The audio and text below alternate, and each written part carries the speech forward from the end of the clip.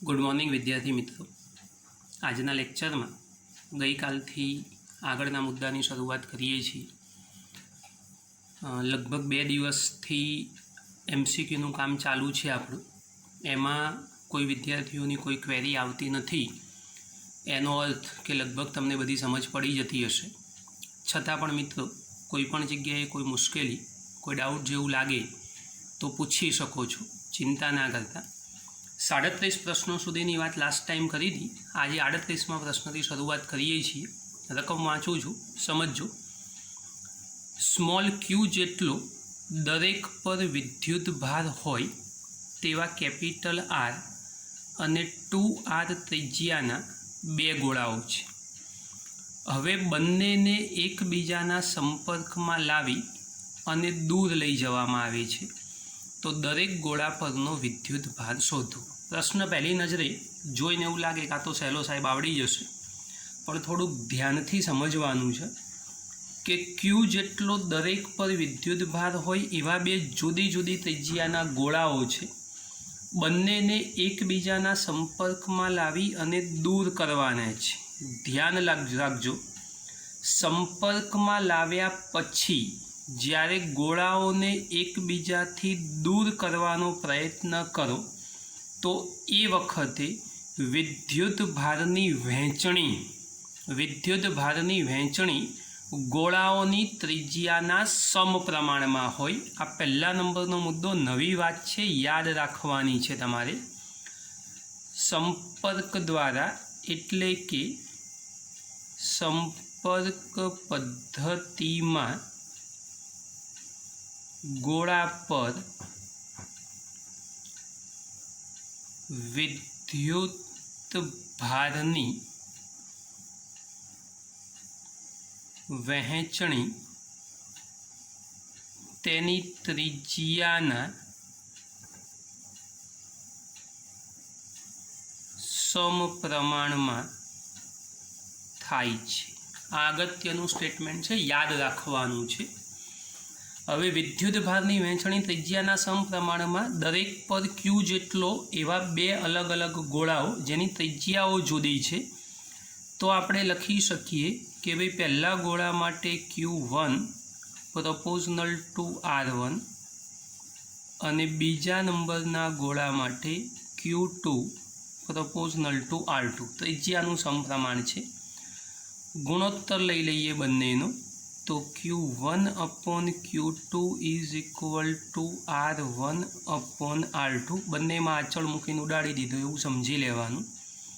हवे R1 is equal to R छे अने R2 is equal to 2R छे।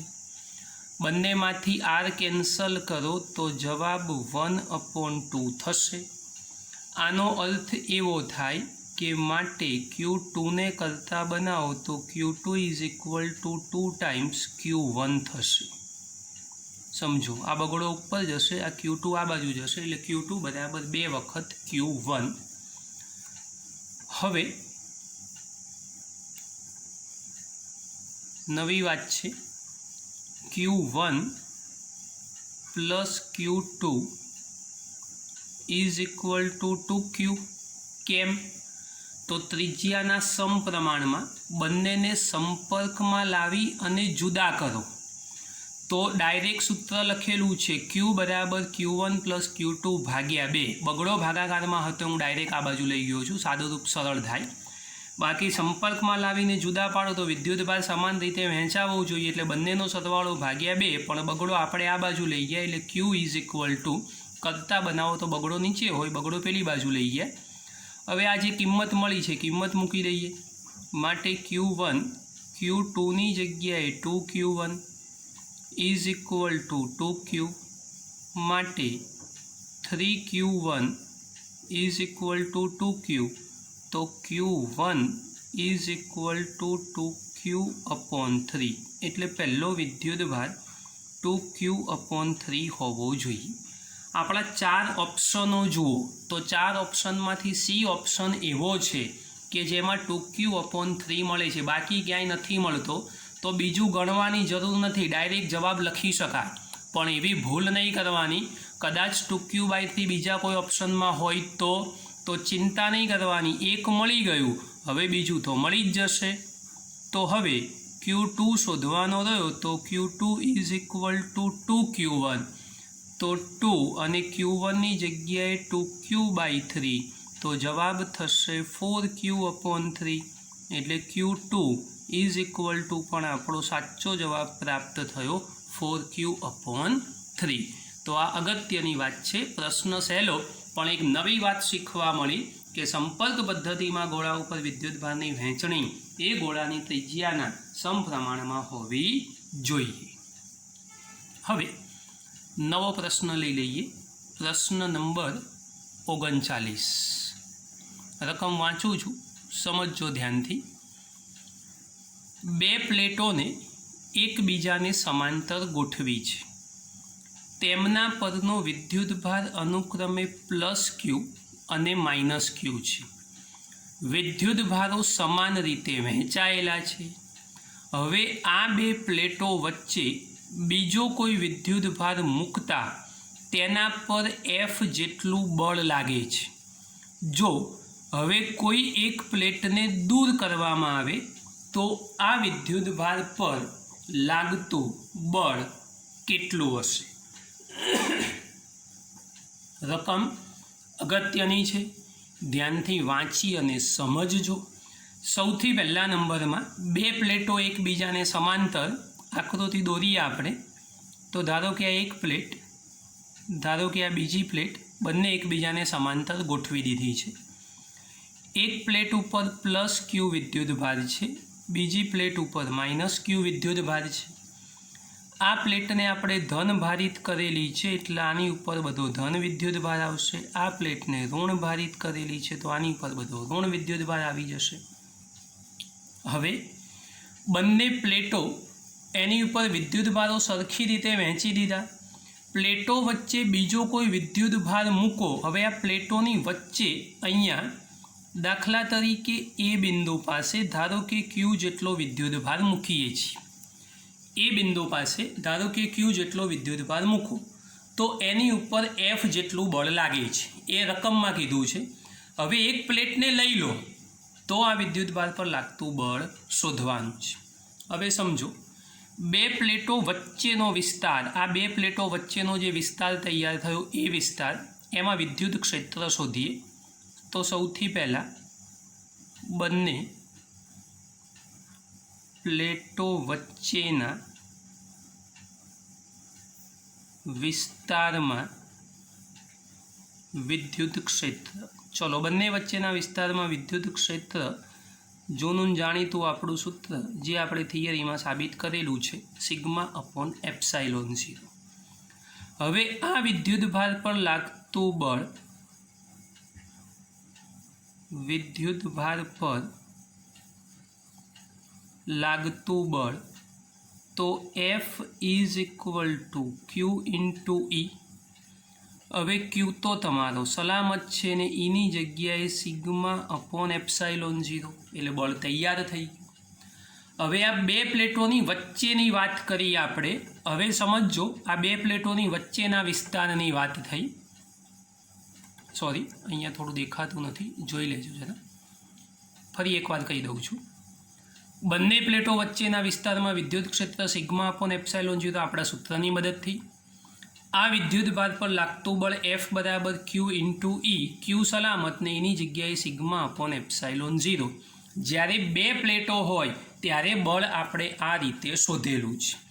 हवे बे प्लेटो वच्चेनो विस्तार तैयार थयो तो समझो, धन प्लेट छे एना कारणे क्षेत्र आ दिशामां थशे दूर। ऋण प्लेटना कारणे पण ए ज डायरेक्शन थशे। जुओ, आ एक तीर बनावुं तो जे ऋण माटे बी लागू पड़े, धन माटे बी लागू पड़े।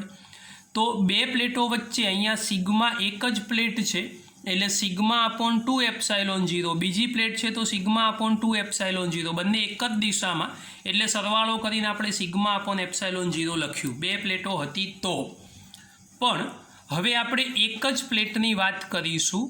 तो हवे एक प्लेटना लीधे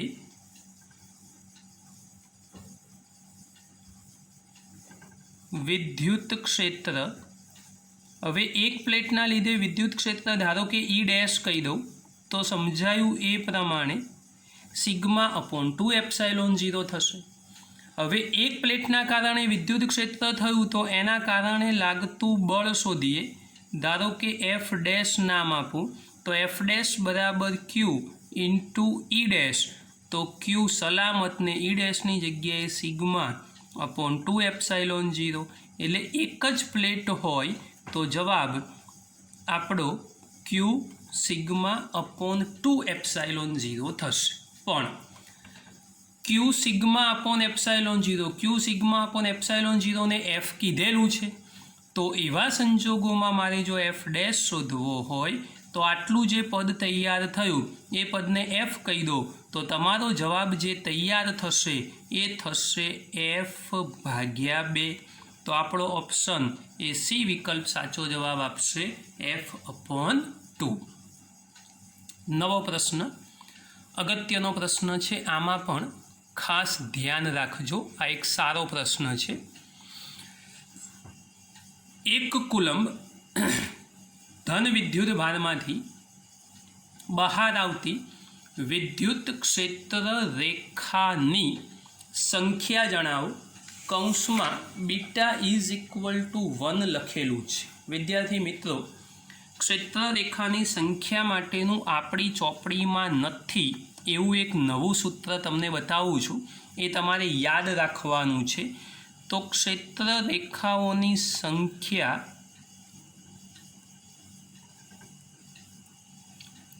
યાદ રાખજો. JEE નીટ એમાં જરૂરી નથી ચોપડીનું જ પૂછાય, ચોપડીને રિલેટેડ કોઈ પણ વાતો પૂછી શકાય. તો એની સંખ્યા માટેનું આપણું સૂત્ર છે n is equal two beta Q upon epsilon 0, જ્યાં બીટા અચળાંક છે. એનું મૂલ્ય ઓલરેડી રકમમાં 1 લખીને આપ્યું છે એટલે આપણે ચિંતા કરવાની જરૂર નથી. હવે આમાં કિંમત મૂકી દઈએ તો બીટા બરાબર 1 થશે. 1 કુલંબ ધન વિદ્યુત ભાર કીધો છે એટલે એના બરાબર પણ 1 થઈ જશે. એપ્સાઇલોન 0નું મૂલ્ય તમે જાણો છો 8.85 ઇન્ટુ 10⁻12. કમ્પ્લેટ સાદુરૂપ કરશો તો 1.13 ગુણ્યા 10⁻11 જવાબ મળશે. મિત્રો, કેલ્ક્યુલેટરનો ઉપયોગ કરી આનું સાદુરૂપ આપવાનો પ્રયત્ન કરજો. ડી ઓપ્શન એ આપણો સાચો જવાબ થશે, ધ્યાન રાખજો. એટલે આ પ્રશ્નનો જવાબ એ ડી વિકલ્પ થશે. અહીંયા આ સૂત્ર ક્ષેત્ર રેખાની સંખ્યાઓવાળું ફરજિયાત તમારે યાદ રાખવાનું છે, બીટા ક્યુ અપોન એપ્સાઇલોન 0, જ્યાં બીટા અચળાંક છે, ધ્યાન રાખજો. નવો પ્રશ્ન, પ્રશ્ન નંબર 41. પાતળા તારમાંથી બનાવેલ વર્તુળાકાર લૂપનું ક્ષેત્રફળ 0.2 મીટર સ્ક્વેર છે. આ વર્તુળાકાર લૂપને 2 ન્યૂટન પ્રતિ કુલંબના તીવ્રતાના વિદ્યુત ક્ષેત્રમાં ક્ષેત્ર સાથે 30નો ખૂણો બનાવે તેમ મૂકતા લૂપમાંથી પસાર થતું ફ્લક્સ શોધો. ધ્યાનથી સમજો, એક અગત્યનો પ્રશ્ન છે. વર્તુળાકાર લૂપ અને ક્ષેત્રની તીવ્રતા આકૃતિથી સમજવું પડશે. એવું ધારી લઈએ કે ભાઈ વિદ્યુત ક્ષેત્ર એ ધન વાય દિશામાં છે. આવું ધારી લો કે વિદ્યુત ક્ષેત્ર એ આપણું આ રીતે ધન વાય દિશામાં છે. હવે આમાં લૂપ એટલે વર્તુળાકાર બંધગાળો. તમારી ઈચ્છા પ્રમાણે તમે મૂકી શકો છો. ધારો કે આપણે આ વર્તુળાકાર બંધગાળો આ રચી દઈએ છીએ. હવે યાદ રાખજો, ક્ષેત્ર આપણું ઉર્ધ્વ દિશામાં મેં બતાવી દીધું છે. આ લૂપ ગોઠવી દીધું અને એવું સ્પષ્ટ કીધું, તમારી ઈચ્છા પ્રમાણે મૂકી શકો પણ રકમના શબ્દો ભૂલ્યા વગર ક્ષેત્ર સાથે 30નો ખૂણો બનાવે તેમ મૂકવાનું છે. એટલે ધ્યાનથી સમજજો. આ જે લૂપ તૈયાર કર્યું એ લૂપનો ક્ષેત્રફળ સદિશ એ હંમેશા એને લંબરૂપે હોવો જોઈએ. એટલે આ તૈયાર થઈ ગયો એનો ક્ષેત્રફળ સદિશ એ બનશે. લૂપનો ક્ષેત્ર સાથે બનતો ખૂણો 30 ડિગ્રી. હવે હું આ દોરું છું એક લાઈન અહીંયા. અને ધારો કે આ વિદ્યુત ક્ષેત્ર રેખા, આ વિદ્યુત ક્ષેત્ર રેખા જ કહી શકાય. લો એક 5મી લાઈન દોરી, થોડી વધારે સમજ પડે. એટલે કે આ લૂપ જે આ લૂપની અક્ષ બનાવીએ આપણે. આ લૂપની અક્ષ એ ક્ષેત્ર સાથે અહીંયા બનાવતો ખૂણો એ કેટલો આપેલો છે? તો 30 ડિગ્રી. તો બટ નેચરલ છે કે ભાઈ આ 90 ડિગ્રી છે ને આ 30 હશે, તો આ જે ખૂણો તૈયાર થયો એ ખૂણો કેટલો થવો જોઈએ? તો 60 ડિગ્રી. એટલા માટે તમારી રકમમાં ભલે 30 ડિગ્રી હોય, દાખલો એટલા માટે જ ઇમ્પોર્ટન્ટ છે, પણ તમારે ક્ષેત્રફળ સદિશનો ક્ષેત્ર સાથે બનતો ખૂણો લેવાનો છે, નહીં કે આ. અને એટલા માટે આપણા ફ્લક્સનું સૂત્ર flux phi is equal to સદિશ ઈ ડોટ સદિશ A is equal to E A cos theta, જ્યાં થીટા ઈ અને એ વચ્ચે બનતો ખૂણો આ એ છે, આ ઈ છે, એ બંને વચ્ચે બનતો ખૂણો એટલે ઈ એ કોસ 60 ડિગ્રી થશે. ઈ ઇઝ ઇક્વલ ટુ તમને ખબર હોવી જોઈએ, જે રકમમાં છાપેલું છે 2, ક્ષેત્રફળ 2 અને cos 60 ઇઝ ઇક્વલ ટુ કેટલું મૂલ્ય થાય? સાહેબને આવડતું નથી, તમારે યાદ રાખવાનું. cos 60 ઇઝ ઇક્વલ ટુ થશે 1/2. તમારે જેવું કોણ થાય? હવે કહી દીધું 1/2. 2 કેન્સલ કરો તો જવાબ થશે તમારો 2. હવે સમજો 2 તો ઓપ્શનમાં દેખાતું નથી, તો શું કરશો ભાઈ? 2 તો આપણા ઓપ્શનમાં જ નથી, તો જવાબ કેવી રીતે લાવશો? હવે 2 તો રકમના શબ્દો પ્રમાણે ધ્યાનથી સમજો. લૂપનું ક્ષેત્રફળ કેટલું આપેલું છે? 0.2. મેં કેટલા લખેલા છે? 2. તો આવી સાહેબથી ભૂલ થાય, તમારે યાદ રાખવાનું સાહેબ 0.2 લખો, પણ એ તો રૂબરૂ હોઈએ તો કહી શકો ને, આમાં તો કેવી રીતે કહેવાય? તો આ 0.2 એટલે જવાબ થઈ જશે આપણો 0.2. એકમ થશે ન્યૂટન ઇન્ટુ મીટર સ્ક્વેર પ્રતિ કુલમ. તો આ ફ્લક્સ તમારું તૈયાર થઈ ગયું. અગત્યનું સૂત્ર યાદ રાખવાનું ફ્લક્સનું, અને એની મદદથી આ રહ્યો એ જવાબ. પ્રશ્ન સહેલો છે એટલે ધ્યાન રાખીને ગણજો. નવો પ્રશ્ન લઈએ. પ્રશ્ન નંબર 42. +1 કુલમ વિદ્યુત ભારનો સ્થાન સદિશ -2, 0 અને 2 મીટર, તેને 0.2 I કેરેટ ન્યૂટન પ્રતિ કુલંબની તીવ્રતાવાળા સમાંગી વિદ્યુત ક્ષેત્રમાં મૂકવામાં આવે છે. હવે તેનું સ્થાનાંતર કરી તેને -1, 0, -1 મીટર સ્થાન સદિશ ધરાવતા બિંદુએ મૂકવો હોય તો તેના પર કેટલું કાર્ય કરવું પડે? ચાલો કાર્ય શોધવાનું છે, તો કાર્ય માટે થશે W is equal two F.D. આ સીધું સાદું આપણું સૂત્ર. હવે એમાં F બરાબર Q ઇન્ટુ E અને D એ સ્થાનાંતર સદિશની વાત છે, તો એ આપણે અલગથી શોધવો પડશે. ચલો સ્થાનાંતર સદિશ જો અલગથી શોધવો હોય તો રકમના શબ્દો પ્રમાણે સદિશ R1 ઇઝ ઇક્વલ ટુ કેટલા લખશો? -2, 0 અને 2. એકમ લખવાનો ભૂલતા નહીં. R2 ઇઝ ઇક્વલ ટુ શું થશે? -1, 0 અને -1 મીટર. R1 R2 તૈયાર થઈ ગયા. સ્થાન સદિશ શોધવો હોય તો માટે D is equal two R2 -R1. અંતિમ માઇનસ પ્રારંભિક યાદ રાખવાનું. તો -1, 0, -1 વચ્ચે માઇનસ, -2, 0 અને 2. ચલો સાદું રૂપ -1 ઓછા -2, આ માઇનસ માઇનસ પ્લસ થઈ જશે એટલે પહેલા નંબરમાં જવાબ થશે 1. 0 - 0 કેલ્ક્યુલેટરમાં કરી દેજો. 0 - 0 એટલે 0 થશે.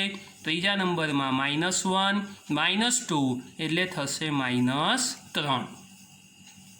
ડી મળી ગયો. ઈ આપેલો છે અને વિદ્યુત ભાર ખબર છે. ચલો કિંમત મૂકો. 1. વિદ્યુત ક્ષેત્ર કેટલું આપેલું છે? તો 0.2 I કેરેટ. આને પણ IJKમાં લખો તો આવડવું જોઈએ. કેવી રીતે લખશો? તો શીખવાડેલું છે 1I પ્લસ 0 જે -3k ચલો મૂકીએ અહીંયા તો શું થશે આમાં 1i વત્તા 0j -3k 11મું ધોરણ યાદ કરવાનું આઈનો આઈ સાથે ગુણાકાર જવાબ 1 આપશે આઈનો જે અને આઈનો કે સાથે જવાબ 0 આપશે તો આપણો જવાબ 1 તો ગુણાકારમાં છે એટલે ભૂલી જાઓ 0.2 ગુણ્યા 1 એટલે 0.2 i.i ઇઝ ઇક્વલ ટુ 1 થઈ જાય એટલા માટે જવાબ થશે 0.2 કાર્ય શોધવાનું છે તો કરતા W અને એકમ થશે જૂલ તો સાચો જવાબ થશે બી વિકલ્પ યાદ રાખવાનું સાચો જવાબ બી વિકલ્પ થશે પ્રશ્ન નંબર 43 લઈએ આગળ નવો પ્રશ્ન ધ્યાનથી સમજજો પ્રશ્ન નંબર 43 0.1 મીટર રકમમાં ધ્યાન આપજો ત્રિજ્યાના ગોળીય કવચની સપાટી પર 0.36 ન્યૂટન પ્રતિ કુલંબ જેટલી તીવ્રતાનું વિદ્યુત ક્ષેત્ર ઉત્પન્ન કરવા મૂકવા પડતા ઇલેક્ટ્રોનની સંખ્યા શોધો ચાલો પ્રશ્ન સહેલો છે ધ્યાનથી સમજજો ગણતરી તમને કરવા આપીશું વિદ્યુત ક્ષેત્રનું સૂત્ર આપણી પાસે E is equal two KQ upon R². આ વિદ્યુત ક્ષેત્રનું સૂત્ર તૈયાર થઈ ગયું પણ Q is equal two NE તો હવે સૂત્ર તૈયાર થાય E બરાબર KNE અપોન R².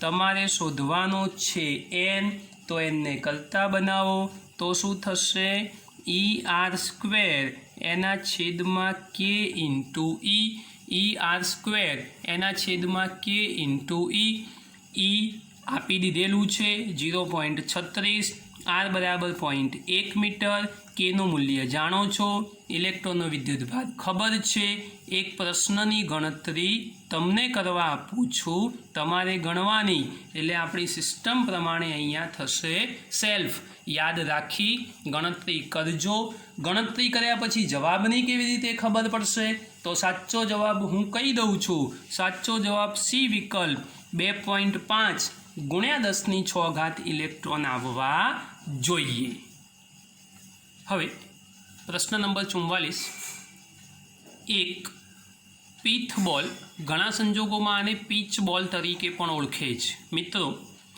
ગૂગલ અત્યારે ફ્રી જ છો ગૂગલમાં સર્ચ કરી આ શબ્દનો અર્થ શોધીને તમારે મને કહેવાનું છે કે પીથ બોલ એટલે કેવા પ્રકારનો બોલ થાય જ્યારે ત્યારે લેક્ચર લીધું એ વખતે મેં આનો અર્થ ક્યાંક સમજાયેલો છે યાદ રાખવાનું છે શોધવાનું છે નહીં તો ગૂગલનો ઉપયોગ કરી અને આનો અર્થ શોધીને તમારે મને કહેવાનો છે યાદ રાખજો પર એક પીથ બોલ પર 10 લાખ ઇલેક્ટ્રોન્સ ઉમેરવામાં આવે છે તો તેના વિદ્યુત ભારનું મૂલ્ય શોધો હવે સમજો 10 લાખ ઇલેક્ટ્રોન ઉમેરવાના છે 10 લાખ ઇલેક્ટ્રોન આપણે વિદ્યુત ભાર શોધવા માગીએ છીએ તો સૂત્ર તો સીધું સાદું Q is equal two NE હવે N is equal two 10 lakh એટલે 10⁶ એકમ દશક ગણી લેવાના ઇલેક્ટ્રોન ઉમેરવા માટેની વાત છે ઇલેક્ટ્રોનનો વિદ્યુતભાર ઋણ હોય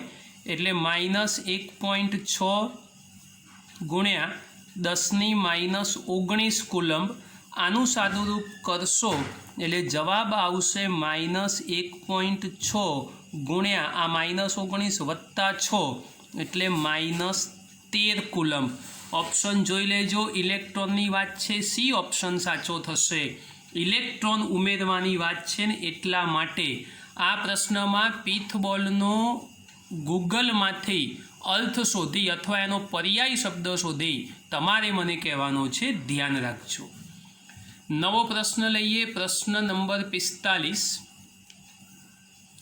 તાંબાના ગોળા પર વિદ્યુતભાર પૃષ્ઠ ઘનતા સિગ્મા છે આ ગોળાની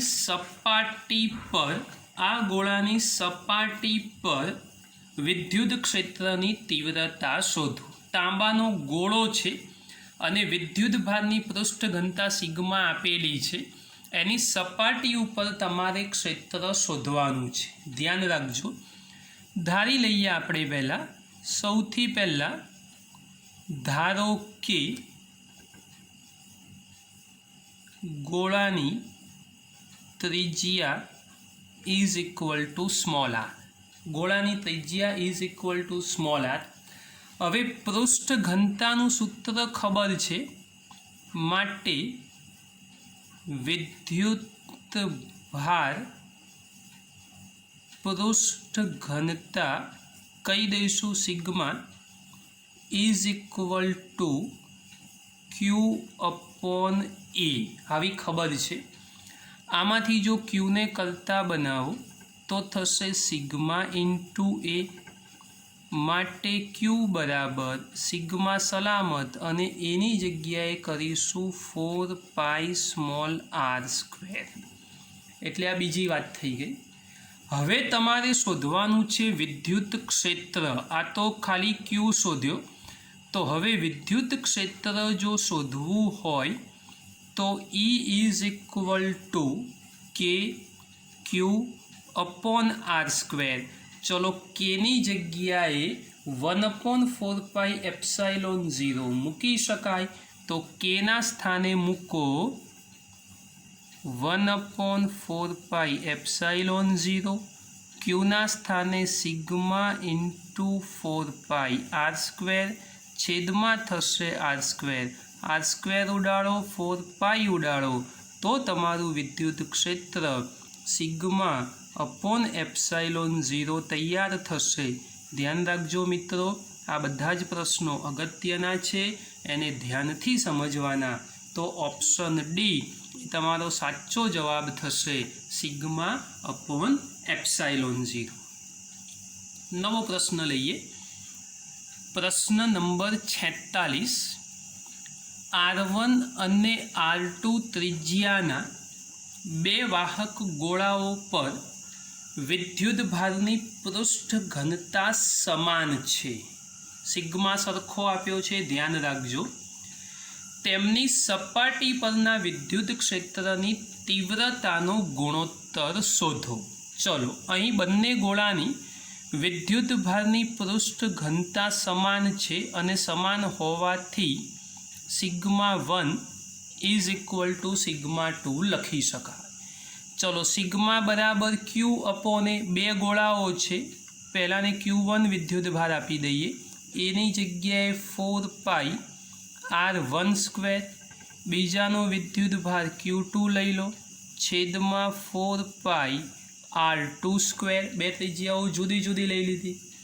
હવે કેનો સંદર્ભ જો લાવવો હોય અથવા 1/4πε0 લાવવું હોય તો Q1 આ 4 તો છે જ, હું ε0 વડે ગુણું છું અહીંયા, તો એ જ કામ ત્યાં કરી દઉં, તો 4πε0 ઇન્ટુ R2 સ્ક્વેર। યાદ રાખજો, બંને બાજુ ε0 વડે ગુણી દીધા। હવે ધ્યાનથી જુઓ, 1/4πε0 એટલે કે કહેવાય, કે Q1 અપોન આર સ્ક્વેર, કે R1 સ્ક્વેર, કે Q2 અપોન R2 સ્ક્વેર। તો બંને બાજુ વિદ્યુત ક્ષેત્રના સૂત્રો બની ગયા, એટલે બંને બાજુ વિદ્યુત ક્ષેત્રના સૂત્રો તૈયાર થાય।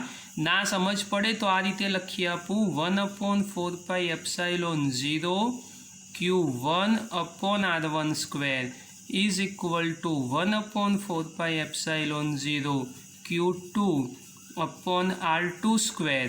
એટલે આ થઈ ગયો E1, બીજો થઈ ગયો E2। તમારે બંનેનો ગુણોત્તર શોધવાનો, તો E1 બાય E2 આ છેદમાં એટલે એકડો થઈ જશે, તો ગુણોત્તર થશે 1, અથવા તો ઉપર નીચે 1 સમજો તો ગુણોત્તર થશે 1:1।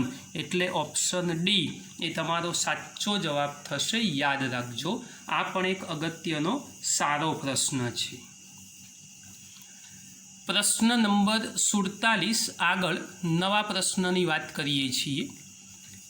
એક સમઘનના કેન્દ્ર પર ક્યુ વિદ્યુત ભાર મૂકેલો છે। સમઘન એના કેન્દ્ર ઉપર ક્યુ વિદ્યુત ભાર, આવો પ્રશ્ન ગઈકાલે પણ કરાયો હતો।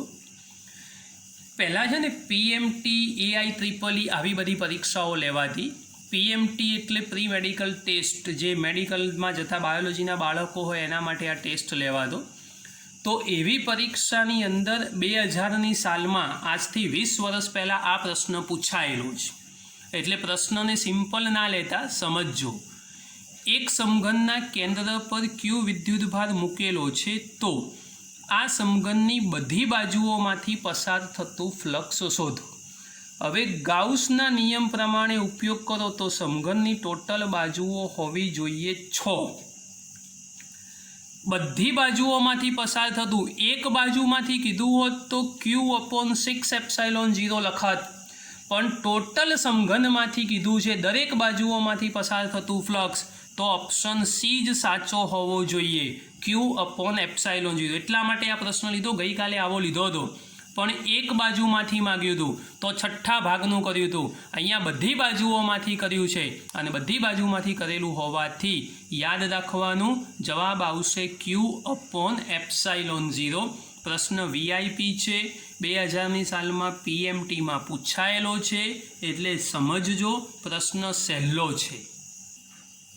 ચાલો આગળ પ્રશ્ન લઈએ. પ્રશ્ન નંબર 48. આકૃતિમાં વિદ્યુત ભારોની ગોઠવણી દર્શાવી છે.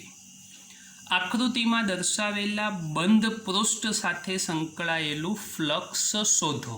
હવે સમજો, આકૃતિ તૈયાર છે, બંધ વક્ર આ રહ્યો. હવે આ બંધ વક્રમાં બે વિદ્યુત ભારો છે, એક +Q અને બીજો -Q. આ વિદ્યુત ભાર 12 છે.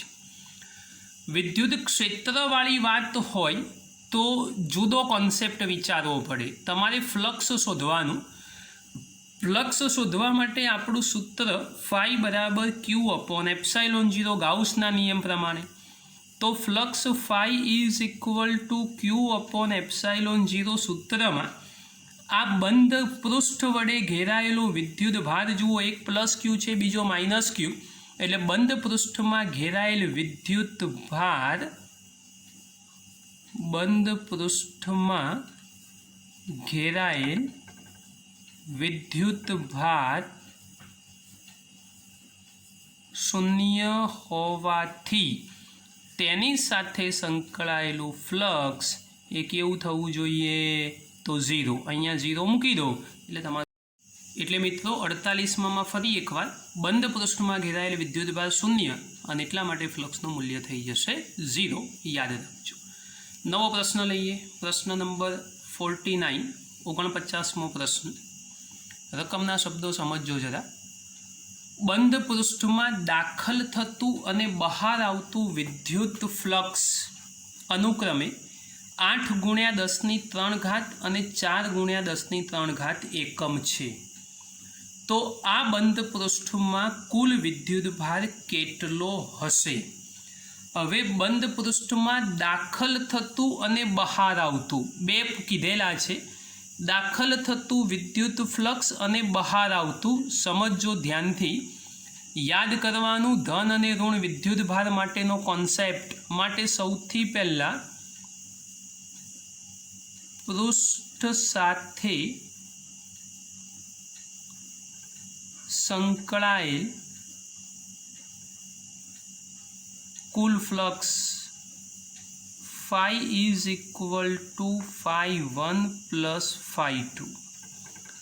હવે phi is equal to બહાર આવતું ફ્લક્સ 8 કીધું છે, બહાર આવતું હોય એટલે ઋણ લેવું પડે, -8×10³ અંદર જતું હોય તો પ્લસ લેવું પડે, એટલે દાખલ થતું એટલે ઉમેરાતું કહેવાય, એટલે 4×10³ તો પરિણામી ફ્લક્સ પ્રાપ્ત થશે -4×10³.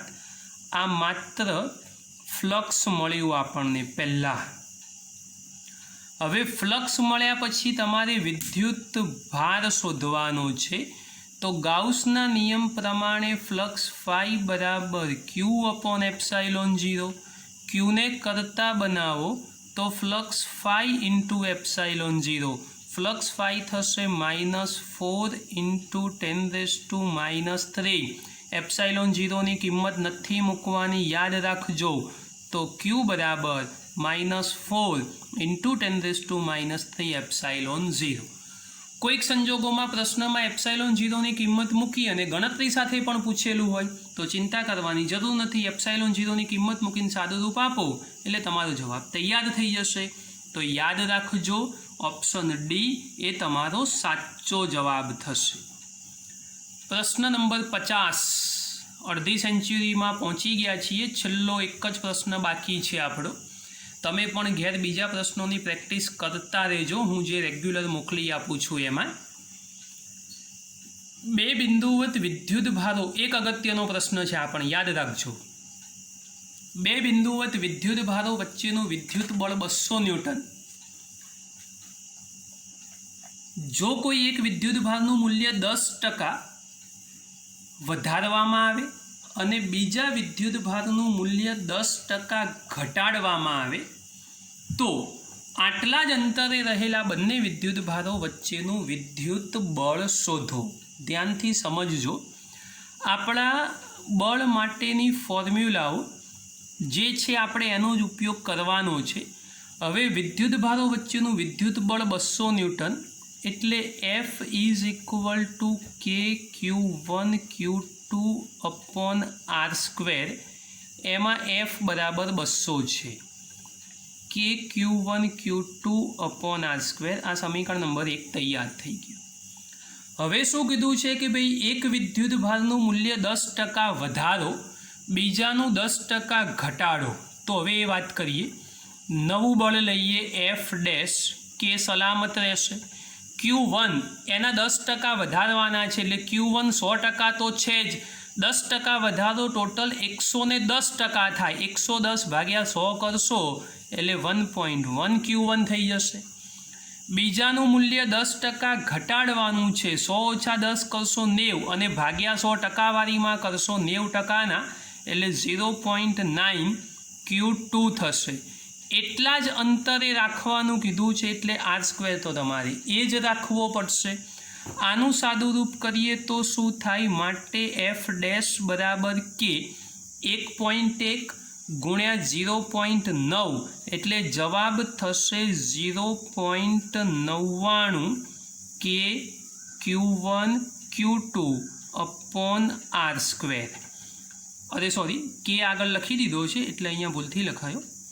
એટલે આ બંનેનો ગુણાકાર 0.99 Q1 Q2 આવી ગયું, R² આવી ગયો, K આગળ સલામત છે. હવે જુઓ અહીંયા KQ1 Q2 અપોન R² બરાબર કેટલા શોધેલા છે? તો 200. એટલે KQ1 Q2 અપોન R²ની જગ્યાએ 200 લખી દઈએ તો F' બરાબર 0.99 અને 200 બંનેનો ગુણાકાર કરો તો F' ઇઝ ઇક્વલ ટુ, કેલ્ક્યુલેટરમાં જવાબ શોધજો તો જવાબ મળશે 198. એકમ થવો જોઈએ ન્યૂટન. સાદું રૂપ આપજો એટલે જવાબ તૈયાર થઈ જશે. C option. 10% વધારા ઘટાડાવાળી વાત છે અને ધ્યાનથી સમજવાની છે. 10% વધારો અને 10% ઘટાડો એટલે 10% વધશે તો 110% થશે. 110% એનું સાદું રૂપ કરશો એટલે 1.1, એમ 90%નું સાદું રૂપ એટલે 0.9. તો વિદ્યાર્થી મિત્રો 50 પ્રશ્નો મેં ગણાયા છે. આ બધા જ પ્રશ્નોની પ્રેક્ટિસ ઘેર ચાલુ રાખજો. હું જે રેગ્યુલર 10 પ્રશ્નો તમને મોકલી આપું છું એની પણ ઘરે પ્રેક્ટિસ કરજો.